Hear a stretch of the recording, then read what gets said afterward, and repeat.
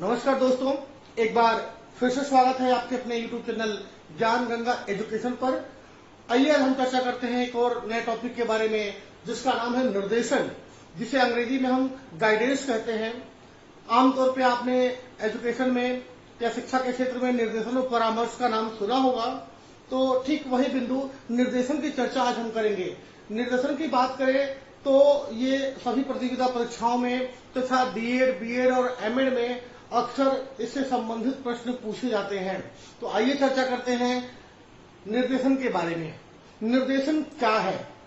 तो मैं बात करूं कि निर्देशन जो शब्द है ये आधुनिक भारत का शब्द है, लेकिन निर्देशन की प्रक्रिया प्राचीन समय से ही भारत में चलते आ रही है। भारत अपितु पूरे विश्व में निर्देशन कार्य प्रारंभिक समय से ही चलते आ रहा है। या यूं कहें कि जब पुराने समय में, सतयुग में, त्रेता युग में जितने भी पुराने युग हुआ करते थे, उसमें भी निर्देशन और परामर्श का कार्य होता था। कल मैंने एक एग्जाम्पल दिया था कि जब समुद्र पार करना होता है और लंका जाना होता है सीता माता का पता करने के लिए, तो उस समय भी हनुमान को अपनी शक्तियों का पता नहीं होता है, लेकिन वहां पर जामवंत जी आते हैं और हनुमान जी को उनकी शक्तियों का स्मरण दिलाते हैं निर्देशन के माध्यम से। और वो कहते हैं कि काहे चुप्पी साध रहा बलवाना, हे बलवान तुम खामोश क्यों हो? तुम्हारे अंदर वो शक्तियां, वो योग्यताएं हैं जिससे तुम समुद्र को पार कर सकते हो और सीता माता की खोज कर सकते हो, उनके बारे में कुछ जानकारी लेकर आ सकते हो। ठीक उसी प्रकार अगर बात करें कि निर्देशन क्या है, निर्देशन एक ऐसी व्यवस्था है जिसमें व्यक्ति की सहायता नहीं की जाती, बल्कि सहायता से बेहतर उसे समस्या समाधान योग्य बना दिया जाता है। अर्थात सरल शब्दों में कहें कि निर्देशन एक ऐसी समस्या, एक ऐसी व्यवस्था है जो व्यक्ति की समस्या का समाधान स्वयं न करके व्यक्ति को समस्या समाधान करने योग्य बना देता है। अर्थात यदि कोई व्यक्ति है जिसकी कोई समस्या है, तो निर्देशन का मतलब ये बिल्कुल नहीं है कि आप उसके पास, किसी व्यक्ति के पास गए निर्देशन लेने और उसने आपकी समस्या का समाधान कर दिया। ऐसा बिल्कुल नहीं है। निर्देशन का मतलब कि व्यक्ति को समस्या समाधान योग्य बना देना, उसके अंदर छिपी हुई शक्तियों का स्मरण कराना, उसके अंदर जो शक्तियां हैं, जो पावर्स है, उनके बारे में बताना, ताकि वो अपनी समस्या का स्वयं समाधान कर सके। जैसा कि जामवंत जी ने हनुमान जी के साथ किया था। जामवंत जी एक बहुत बड़े निर्देशन करता थे, परामर्शदाता थे। उन्होंने निर्देशन दिया हनुमान जी को कि काहे चुप्पी साध रहा बलवाना, तुम्हारे पास असीम शक्तियां हैं, असीम क्षमताएं हैं, तुम चाहो तो समुद्र पार कर सकते हो। और अंत में समुद्र पार किसने किया? हनुमान जी ने। अर्थात निर्देशन का अर्थ है व्यक्ति को समस्या समाधान करने योग्य बनाना, उसके अंदर निहित शक्तियों का विकास करना, उसके अंदर जितनी भी पावरफुल बातें हैं, शक्तियां हैं, उनको बाहर निकालना, जिससे व्यक्ति अपनी समस्या का समाधान स्वयं कर सके।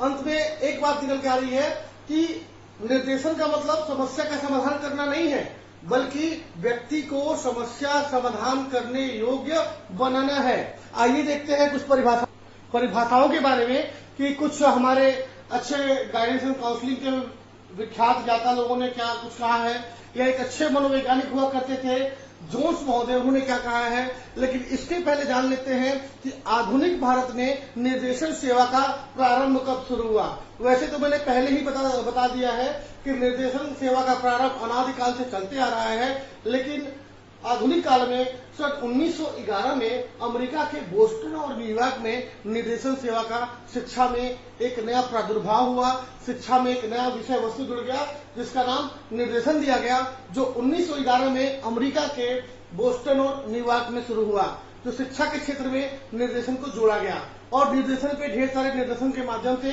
शिक्षा के क्षेत्र में कार्य भी किए गए, या शिक्षा में जो छात्र पढ़ रहे थे उनको निर्देशित किया गया, उनको गाइडेंस किया गया।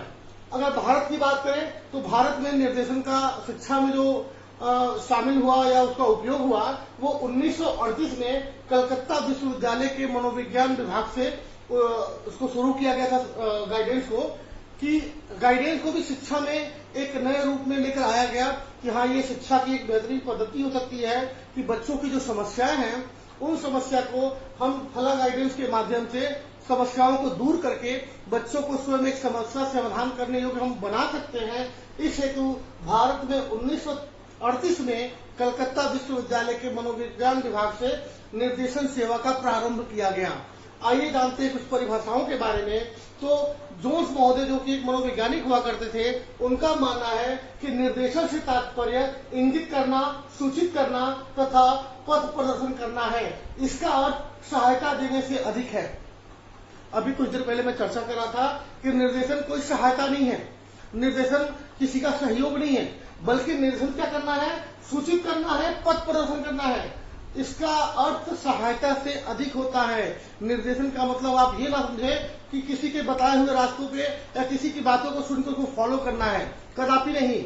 निर्देशन का आशय आपके अंदर ऐसे शक्तियों का विकास करना, ऐसे गुणों का विकास करना जिससे आप अपनी समस्या का समाधान स्वयं कर सके।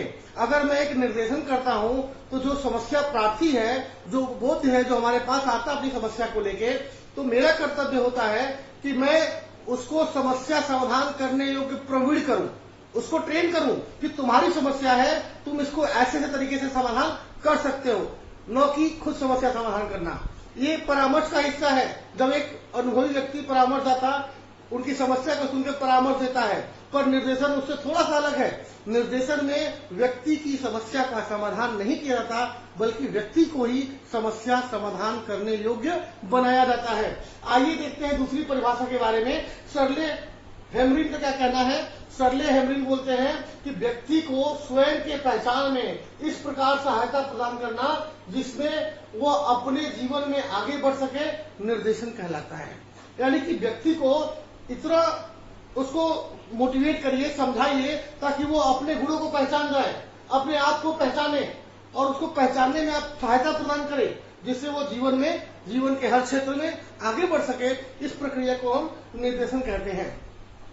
उम्मीद करता हूं आपने समझ लिया होगा। एक बार फिर से कम शब्दों में कहूंगा कि निर्देशन का आशय व्यक्ति को समस्या समाधान करना नहीं, बल्कि व्यक्ति को ही समस्या समाधान करने योग्य बनाना है। अर्थात व्यक्ति के अंदर छिपी हुई रुचियों, शक्तियों, इच्छाओं को जागृत करके उसको अपनी समस्या के समाधान करने योग्य बनाना होता है। आइए जानते हैं निर्देशन की कुछ विशेषताओं के बारे में। जैसा कि आप देख पा रहे हैं कि निर्देशन की विभिन्न विशेषताओं को मैंने यहाँ क्रमबद्ध लिखा है। आप ध्यान देंगे तो देख पाएंगे कि निर्देशन की विशेषता में सबसे पहली विशेषता है निर्देशन प्रक्रिया के रूप में। निर्देशन कोई एक समाधान नहीं है, निर्देशन एक प्रोसेस है जो समस्या के आधार पे लंबे समय तक चलने वाली प्रक्रिया है। निर्देशन के माध्यम से व्यक्ति में छिपी हुई शक्तियों, गुणों और रुचियों का विकास किया जाता है। इस प्रक्रिया को एक सही समय, एक सही व्यक्ति द्वारा समय समय पर दिया जाता है। निर्देशन एक ऐसी प्रक्रिया है जिसमें किसी विषय वस्तु या विशेष व्यक्ति के पास जाने की आवश्यकता नहीं होती है। निर्देशन आपको किसी भी आयु, किसी भी वर्ग, छोटा बड़ा कोई भी निर्देशन दे सकता है। आप बार बार गलती करते हैं, निर्देशन और परामर्श को एक ही समझ लेते हैं कि गाइडेंस और काउंसलिंग एक ही है। मैं फिर से कहूंगा कि गाइडेंस अलग हिस्सा है और काउंसलिंग अलग हिस्सा है। गाइडेंस आपको, यानी कि निर्देशन आपको कोई भी व्यक्ति दे सकता है, आपसे कम आयु का व्यक्ति भी दे सकता है, छोटा बड़ा या बड़े बुजुर्ग कोई भी, कभी भी, कहीं भी दे सकते हैं। लेकिन परामर्श की बात करें तो परामर्श के लिए व्यक्ति को विषय विशेषज्ञ होना चाहिए जो आपका परामर्श देता है। लेकिन अगर हम निर्देशन की बात करें तो निर्देशन समय की बात है। उस समय छोटा बच्चा भी आपके दिमाग की घंटी को बजा देता है। आपके दिमाग में क्लिक होता है, हम ऐसा कर सकते थे तो समस्या का समाधान हो सकता है।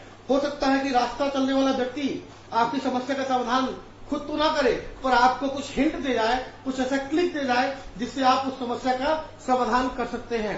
आपके जीवन में तमाम समस्याएं आती हैं, उन समस्याओं को समाधान के लिए आप अपने आप को चिंतित करते हैं, सोचते हैं, विचारते हैं कि समस्याओं का समाधान मैं कैसे करूं। तब तक हो सकता है अचानक से कोई ऐसी युक्ति आ जाए, किसी व्यक्ति के द्वारा, अपने भाई के द्वारा, अपने घर वालों के द्वारा या किसी बच्चे के द्वारा, और उस युक्ति से हम अपनी समस्या का समाधान कर लेते हैं या किसी के बताए हुए रास्ते को चुनकर उस रास्ते पर स्वयं चलकर अपनी समस्या का समाधान कर लेते हैं। तो वो होता है निर्देशन, जिसकी पहली विशेषता है प्रक्रिया के रूप में। निर्देशन क्या है? कोई थोपे जाने वाली चीज नहीं है, ये प्रोसेस है। निर्देशन को किसी के ऊपर लादा नहीं जा सकता, जबरदस्ती नहीं किया सकता, क्योंकि निर्देशन में व्यक्ति अपनी समस्या का समाधान स्वयं करता है, इसलिए उसको एक प्रक्रिया के रूप में लिया जाता है। आगे बात करें कि निर्देशन जीवन से संबंधित, निर्देशन का सीधा संबंध जीवन से है। जीवन में आगे बढ़ने के लिए, जीवन को अच्छा बनाने के लिए, एक भावी नागरिक बनने के लिए, एक बेहतर जीवन जीने के लिए निर्देशन की आवश्यकता होती है और आपके आंतरिक गुणों का विकास किया जाता है। आइए जानते हैं क्षमताओं का विकास। निर्देशन की विशेषताओं में क्षमता का विकास लिखा हुआ है कि निर्देशन क्या करता है, क्षमताओं का विकास करता है, क्योंकि आपके अंदर असीम क्षमताएं हैं। हम इंसान हैं, हम मानव हैं, ईश्वर की सर्वश्रेष्ठ संरचना है। हम पूरे ब्रह्मांड में मानव को सबसे होशियार प्राणी कहा गया है और मानव के अंदर असीम क्षमताएं हैं, असीम योग्यताएं हैं और निर्देशन के माध्यम से व्यक्ति के अंदर छिपी हुई योग्यताएं एवं क्षमताओं को बाहर निकाला जाता है, अर्थात विकसित किया जाता है, जिससे व्यक्ति अपनी योग्यताओं और क्षमताओं के आधार पर एक बेहतर व्यक्तित्व का निर्माण करते हुए एक अच्छा नागरिक बनता है, एक सफल व्यक्ति बनता है और अपने परिवार तथा अपने राष्ट्र का उच्चतम विकास करता है। आइए देखते हैं निर्देशन की अगली विशेषता के बारे में। बात करते हैं व्यक्तिगत सहायता। निर्देशन क्या है? यह निर्देशन एक सामूहिक प्रक्रिया भी होती है, लेकिन यहाँ पे बात करेंगे व्यक्तिगत सहायता। निर्देशन एक व्यक्ति की व्यक्तिगत सहायता होती है। उसमें व्यक्ति के ऊपर कुछ थोपा नहीं जाता कि आपको इसी रास्ते पर चलना है, बल्कि एक वैकल्पिक ऑप्शन दिया जाता है, एक विकल्प दिया जाता है कि आप ऐसा करेंगे तो ऐसा होगा। अगर आप पढ़ाई अच्छे से करेंगे तो आप कंपटीशन एग्जाम निकाल लेंगे। एक निर्देशन का प्रोसेस है कि आपने अगर सुबह अच्छे से एकाग्रचित होकर पढ़ाई किया तो आप अच्छे परिणाम प्राप्त कर सकते हैं। अब अगले ने केवल आपको निर्देशन दिया, पर पढ़ाई करना न करना आपके ऊपर डिपेंड करता है कि आप उसकी बातों को मानकर अपने आप को मोटिवेट करके, अपने अंदर की इच्छा को जागृत करके पढ़ाई करते हैं कि नहीं करते हैं। क्योंकि ये व्यक्तिगत सहायता है, किसी व्यक्ति ने आपको निर्देशन दे दिया कि आप फला कार्य में ऐसे काम करेंगे, ऐसे मेहनत करेंगे तो आप सफल होंगे। अब उस काम के करना न करना आपके ऊपर डिपेंड करता है, क्योंकि आपको अपने अंदर छिपी हुई शक्तियों को खुद बाहर निकालना होता है। दूसरा जो व्यक्ति होता है, जो गाइडेंस करने वाला है, जो निर्देशन देने वाला है, वो केवल आपको जागृत करता है, आपको एक्टिवेट करता है, आपको बार बार हिट करता है, पिंच करता है, ताकि आपके अंदर छिपी हुई भावनाएं निकलकर बाहर आए। अब बात करते हैं विस्तृत कार्य क्षेत्र।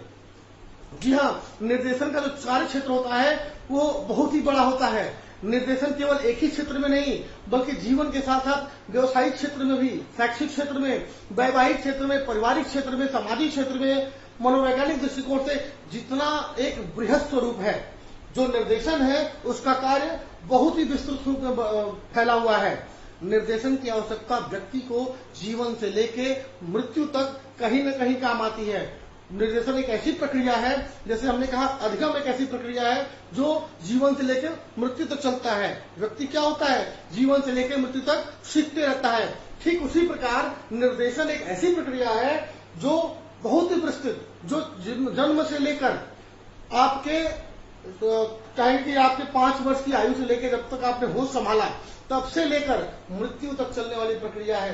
क्योंकि आपको जीवन के हर स्तर पे कुछ न कुछ समस्याएं होती हैं। उन समस्याओं के समाधान के लिए, उन समस्याओं के निर्देशन के लिए आप अपने से अनुभवी, अपने से छोटे, अपने से होशियार या उस क्षेत्र में अच्छे व्यक्ति से मिलते हैं, अपनी समस्या को रखते हैं और वह व्यक्ति समस्या के समाधान के लिए आपको विभिन्न प्रकार की योजनाएं बताता है, विभिन्न तरीके बताता है। उन तरीकों में से किन तरीकों को आपको फॉलो करना है आपकी मर्जी होती है। आप उन तरीकों में से किसी भी तरीकों को फॉलो करके और अपने जीवन को निर्देशित कर सकते हैं, अपने अंदर छिपी हुई शक्तियों को बाहर निकाल सकते हैं और एक बेहतर मानव बन सकते हैं। आइए जाने भावी जीवन की तैयारी के बारे में। निर्देशन क्या करता है? निर्देशन भावी जीवन की तैयारी करता है। अभी कुछ देर पहले बार बार मैं चर्चा कर रहा हूं कि निर्देशन क्या है, आपके अंदर छिपी हुई शक्तियों को बाहर निकालना, योग्यताओं, रुचियों, अभियोग्यताओं, उपलब्धियों, ये सबको बाहर निकालता है निर्देशन। तो इससे क्या होता है, जब हमारे अंदर छिपी हुई शक्तियां बाहर निकलती हैं तो हम सोचते हैं अपने भावी जीवन के बारे में कि हमें कैसा व्यक्ति बनना है, हमें क्या करना है और उस चीज को करने के लिए, उस प्लेटफॉर्म को पाने के लिए हमें कितनी मेहनत करनी होगी, अपने आप से हम डिसाइड करते हैं। और निर्देशन क्या है, भावी जीवन की तैयारी कराने में मदद करता है और सदैव व्यक्ति को भावी जीवन की तैयारी कराता है। आगे बात करें, निर्देशन सहायता देने से अधिक है। जैसा हमने जोन्स महोदय की परिभाषा में पढ़ा था कि निर्देशन का अर्थ सहायता देने से अधिक है। आपने किसी व्यक्ति को आवश्यकता पड़ने पर, किसी गरीब को आवश्यकता पड़ने पर 10 रुपए दे दिया, वो एक सहायता कहलाएगा। लेकिन उससे 10 रुपए कमाने का टिप दे दिया आपने, या ट्रिक दे दिया कि 10 रुपया कैसे कमाया जाए, वो व्यक्ति आपके उस ट्रिक से, उस उपाय से जीवन भर 10 रुपया रोज कमाएगा। रोज 10 से 20, 20 से 50, 50 से 100 रुपए कमाएगा। तो उसने आपने क्या किया, आपने सहायता कर दिया होता तो मात्र 10 रुपए दिए होते। उस व्यक्ति को केवल 10 रुपए मिलता है, एक बार मिलता है, लेकिन आपने वो 10 रुपए की सहायता नहीं की, बल्कि उसे 10 रुपए कमाने का उपाय दिया। आपने उसको आइडिया दिया, ढेर सारे उपाय दिए, और उस उपाय में से किसी एक उपाय को वो चुनकर और डेली 10 रुपए कमाना शुरू कर दिया। अर्थात अगर आप सहायता करते तो एक बार 10 रुपया देते, लेकिन आपने उसका निर्देशन कार्य किया, और उस निर्देशन कार्य के आधार पर वो डेली 100 रुपए कमा रहा है, डेली 50 रुपए कमा रहा है, या डेली कम से कम 10 रुपए कमा रहा है। इसलिए कहा गया है कि निर्देशन सहायता देने से अधिक है। आगे बात करेंगे, निर्देशन विकास में सहायक है। हम आपके और हमारे विकास में निर्देशन किस प्रकार सहायक है, मैं अपने व्याख्यान में स्पष्ट रूप से कह चुका हूं कि हमारे अंदर जितनी भी आंतरिक शक्तियां हैं, चाहे वो बौद्धिक हो, शारीरिक हो, मानसिक हो, स्मृति आधारित हो, चाहे हमारे संज्ञान में जितने तरीके संवेदनाएं, वेदनाएं, इमोशन, सब कुछ निर्देशन के माध्यम से आपके स्मृति पटल पर बाहर निकाला जाता है, जिससे आप अपना सर्वांगीण विकास कर पाते हैं। आपके विकास के मार्ग में विभिन्न प्रकार की बाधाएं आती हैं, उन बाधाओं से कैसे लड़ना है, उन बाधाओं को कैसे पार करना है।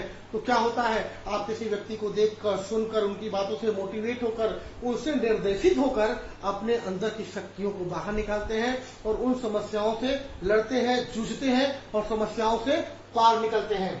आगे बात करें कि निर्देशन निर्णय क्षमता का विकास करती है। आपको किसी विषय वस्तु के बारे में निर्णय लेना होता है कि हाँ, मुझे विवाह करना है या नहीं करना है। जीवन का सबसे बड़ा भ्रम, शायद याद होगा आपको, या आने वाले समय में आपको भी भ्रम होगा, एक कंफ्यूजन होगा कि शादी करना या ना करूं, अभी करूं कि अगले साल करूं। ये बहुत बड़ा विषय वस्तु है। आप क्या करते हैं, जिनकी शादियां हो गई हैं, जिनका विवाह हो गया है, उनसे भी अनुभव लेते हैं, जिनकी शादी नहीं हो गई है उनसे भी, उनके पास भी जाते हैं, छोटे बड़े सबसे बातचीत करते हैं, अनुभव निर्देशन लेते हैं। सब लोग अपने अलग अलग विचार को रखते हैं और उन विचारों से आपके अंदर एक भावना आती है, आप स्वयं को मोटिवेट करते हैं कि मुझे करना है या नहीं करना है, अभी करना है या अगले साल करना है। ये सब संघर्ष के बाद आपके अंदर से वो शक्तियां, वो पावर, वो बातें बाहर निकलता है और आप खुद निर्णय लेते हैं कि नहीं, मुझे इसी वर्ष करना है, मुझे अगले वर्ष करना है। अपनी आवश्यकता, अपने समय काल को देखते हुए आप निर्णय लेते हैं। किसके आधार पे, निर्देशन के आधार पे। आगे बात करें, स्वयं को समझने में सहायक। निर्देशन सबसे पहले स्वयं को समझने में ही सहायक होता है, क्योंकि निर्देशन के माध्यम से आपकी शक्तियों को विकसित किया जाता है, आपकी शक्तियों को उजागर किया जाता है, शक्तियों को बाहर निकाला जाता है। आपके अंदर जो रुचियां हैं, जो ज्ञान की बातें हैं, उसको जब बाहर निकालते हैं तो सबसे पहले हम अपने आप को समझते हैं कि हाँ, मैं क्या सही, क्या गलत, क्या उस काम करने की क्षमता है मेरे पास, क्या उस काम करने की योग्यता है मेरे पास, क्या कैपेबिलिटी है। उस बात को जब हम स्वयं को एनालाइज करते हैं कि फला व्यक्ति इस प्रकार सफल हो गया, मैं क्यों नहीं हो सकता, मेरे पास भी वही दिमाग, वही हाथ पर है, मैं क्यों नहीं हो सकता। तो आप वहां पे स्वयं को समझने की कोशिश करते हैं कि मेरी अभियोग्यता क्या है, मेरी कैपेबिलिटी क्या है, मेरी पॉवर्टी क्या है। उस पॉवर्टी को समझने के बाद आप उस कार्य को करने का दृढ़ निश्चय लेते हैं। इसलिए जो निर्देशन है वो स्वयं को समझने में भी सहायक होता है। व्यक्तिगत आवश्यकता के अनुरूप, जिस तरह आपकी आवश्यकता होती है, निर्देशन भी वैसे ही कार्य करता है। अगर वर्तमान समय की एक व्यक्ति की बात करूं कि वर्तमान समय में एक व्यक्ति भिखारी था, उसकी आवश्यकता 10 रुपए की थी, उसने किसी व्यक्ति से निर्देशन लिया या किसी व्यक्ति ने उसे निर्देशन दिया, उसके दिमाग में केवल 10 रुपए चल रहा है, वो कल को 10 रुपए कमाता है। और वही एक साल बाद अगर उसकी आवश्यकता 200 रुपए की हो गई तो वो 200 रुपए कमाना शुरू करेगा। उसी आइडिया पे, उसी निर्देशन पे अपने आप को मोटिवेट करेगा, अपने अंदर की बातों को निकालेगा और अपनी व्यक्तिगत आवश्यकताओं के अनुरूप उसको घटा बढ़ा सकते हैं। अगर आपकी आवश्यकता है अमीर बनने की, पैसा कमाने की, तो पैसा आपके दिमाग में उस मोटिव पर काम करेगा और आप पैसे वालों को देखकर उनकी बातों से मोटिवेट होंगे, वो उनकी बातें आपको निर्देशित करेंगी और आप उस तरह का काम कर पाएंगे। आगे देखते हैं, जन्मजात विशेष कौशलों का विकास। जन्मजात या विशेष कौशलों का विकास करता है निर्देशन। कई बार आपको, हमको, हम सभी को बिल्कुल खुद को पता नहीं होता है कि हम कितने बड़े सिंगर हैं, हम कितने बड़े राइटर हैं, हम कितने बड़े स्पोर्ट्समैन हैं। हमारे अंदर असीम शक्तियां हैं, असीम योग्यताएं छिपी हुई है। मैं पहले भी चर्चा कर चुका हूं कि मानव के अंदर विभिन्न प्रकार की असीम योग्यताएं और क्षमताएं छिपी हुई हैं, लेकिन मानव को खुद पता नहीं होता। उन शक्तियों का विकास स्कूल विद्यालय में जब बच्चे जाते हैं तो टीचर उनको ऑब्जर्व करते हैं और देखते हैं कि बच्चे की रुचि किसमें है, बच्चा कौन सी एक्टिविटी में बेहतर कार्य कर सकता है, बच्चे के अंदर जन्मजात कौन सी शक्ति है। कई बार आपने देखा होगा कि कुछ बच्चे मतलब बाई बर्थ टैलेंटेड होते हैं। पैदा अगर पिताजी उसके सिंगर है तो उसके आवाज में भी जादू दिखेगा, अगर उसके पिताजी भी अगर डॉक्टर है तो उसके स्किल में भी डॉक्टर के लक्षण दिखने शुरू हो जाते हैं। तो जो जन्मजात शक्तियां हैं वो किसी निर्देशक के माध्यम से जो आपको गाइडलाइन कर रहा है, वो जो चाहे वो टीचर हो, चाहे आपके गार्जियन हो, चाहे आपके गुरु हो, कोई भी व्यक्ति आपके विशेष कौशलों का विस्तार करते हैं, आपके अंदर छिपी शक्तियों को बाहर निकालते हैं। ये निर्देशन की आखिरी विशेषताएं थी। इसके अलावा भी ढेर सारे बिंदु हो सकते हैं, आपके जहन में सोचेंगे तो आपको याद आएगा और आप लिख पाएंगे। अब बात करते हैं निर्देशन की आवश्यकता एवं महत्व के बारे में कि हमारे जीवन में आखिर निर्देशक क्यों आवश्यक है। क्या निर्देशन के बिना हमारा जीवन ठीक नहीं चल पाएगा या हम ठीक नहीं रहेंगे? क्या प्रभाव है, क्या आवश्यकता है, क्या महत्व है, उसके बारे में जानते हैं। तो मैं प्रारंभ से ही कह रहा हूं कि निर्देशन की आवश्यकता जीवन के हर पड़ाव पर व्यक्ति को पड़ती है। तो निर्देशन और परामर्श एक ऐसी चीज है जो व्यक्ति के हर पड़ाव पे समय समय पे उसके इच्छा, उसके समय, उसकी समस्या के आधार पे उसको आवश्यकता पड़ती ही है। तो सबसे पहले बात करेंगे व्यक्तिगत दृष्टिकोण से निर्देशन की आवश्यकता। जी हाँ, व्यक्तिगत दृष्टिकोण से निर्देशन की आवश्यकता। हमारे कुछ ढेर सारे प्रॉब्लम खुद के हैं, हमारे समस्याएं खुद व्यक्तिगत समस्याएं हैं। हम कम बोलते हैं या हम शांत रहते हैं, हमारे अंदर ढेर सारी बातें हैं पर हम झिझकते हैं, शर्माते हैं। उस तरह की कुछ व्यक्तिगत समस्याएं हैं और ऐसी समस्याओं के समाधान के लिए निर्देशन बेहद जरूरी है।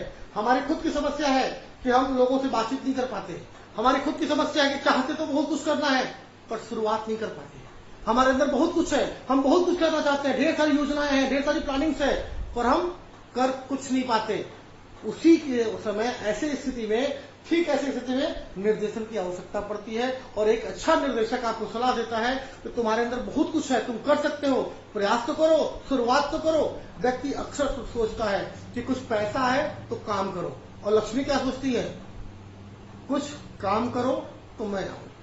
व्यक्ति सोचता है कि लक्ष्मी यानी पैसा है तो मैं कुछ काम करूं, और लक्ष्मी सोचती है कि तुम कुछ काम करो तो मैं तुम्हारे पास आऊं। ये एक दूसरे के पूरक हैं। तो जीवन में कई व्यक्तिगत समस्याएं होती हैं जिसके लिए निर्देशन की आवश्यकताएं पड़ती हैं। चाहे वो पारिवारिक समस्या देख लीजिए, चाहे अपने घर बार की समस्या, व्यक्तिगत समस्या, मानसिक समस्या, एक ढेर प्रकार की समस्या है जो आपके खुद से जुड़ी हुई है। आपके दोस्त नहीं है, आपके फ्रेंड नहीं है, ये भी एक व्यक्तिगत समस्या है। आपके अंदर कुछ तो कमी है, जो लोग आपसे बातचीत नहीं करते, आपके साथ नहीं बैठते। ऐसे समस्याओं के समाधान के लिए निर्देशन की सतत आवश्यकता पड़ती है। आइए बात करते हैं शैक्षिक दृष्टिकोण से। इन पर मैं बाद में विस्तृत वीडियो बनाऊंगा, पर संक्षेप में समझते हैं कि शैक्षिक दृष्टिकोण से निर्देशन की आवश्यकता या महत्व। जब बालक 10वीं की पढ़ाई करने के बाद, क्योंकि पूरे भारत में या यूं कहें कि 10वीं तक का सब्जेक्ट कॉमन होता है, सब एक जैसी शिक्षा व्यवस्था होती है, लेकिन 10वीं की पढ़ाई करने के बाद बच्चा कौन सा विषय ले, किस विषय में उसका स्कोप है, किसमें उसका इंटरेस्ट है, वो बच्चा इतना नहीं जानता कि मुझे क्या करना है और क्या नहीं करना है। किस विद्यालय में पढ़े, प्राइवेट, गवर्नमेंट, या कौन सा बेहतर विद्यालय उसके लिए हो सकता है।